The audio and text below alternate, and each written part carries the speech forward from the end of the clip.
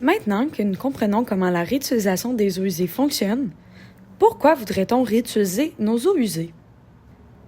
L'eau que nous buvons et que nous utilisons dans nos maisons provient de sources d'eau douce. L'eau douce se retrouve dans les lacs, les rivières, dans la pluie, dans les glaciers et dans les sources d'eau souterraines.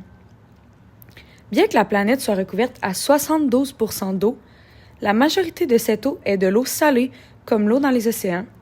C'est environ que 2,5% de l'eau sur la Terre qui est de l'eau douce et donc qui est de l'eau que nous utiliserons comme eau potable après les traitements nécessaires. Bien qu'il soit possible de dessaler l'eau de mer, ce processus a un plus grand impact environnemental sur la planète que le traitement des eaux usées. Lors du dessalement, le déchet produit est principalement de la saumure qui, lorsqu'elle sera jetée, pourrait augmenter la salinité des eaux, ce qui est nocif pour les écosystèmes marins. Alors que dans le cas de l'eau douce, les déchets sont des boues. Lors du traitement des eaux usées, les boues qui sont retirées lors de la décantation peuvent être utilisées au lieu d'être simplement jetées. En effet, ces déchets de matière organique peuvent être transformés lors d'un processus nommé la méthanisation. Lors de ce processus, les boues sont placées dans des cuves où il n'y a pas d'oxygène que l'on appelle des digesteurs.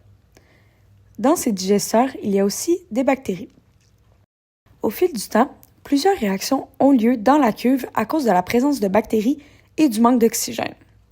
La succession de ces réactions se nomme la digestion anaérobie, ce qui veut dire une digestion sans oxygène. À la fin de cette digestion, les boues se sont transformées en gaz et en solide. La partie gazeuse s'appelle le biogaz et est une énergie renouvelable qui peut être utilisée pour chauffer, comme électricité ou comme carburant dans les voitures.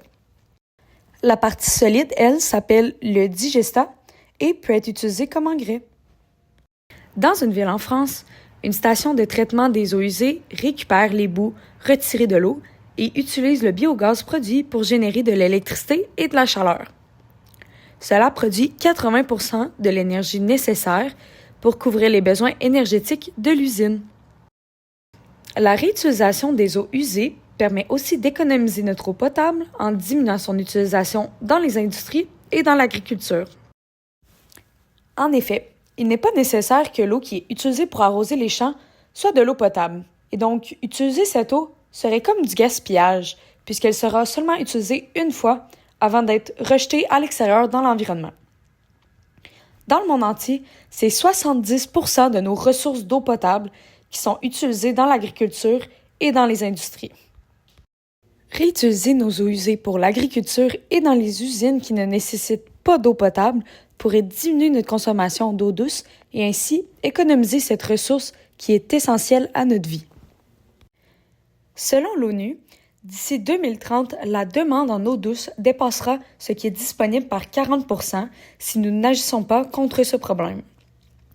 C'est ce qu'on appelle le stress hydrique, c'est-à-dire des périodes de temps où la demande en eau dépasse la quantité d'eau qui est disponible pour une certaine partie du monde.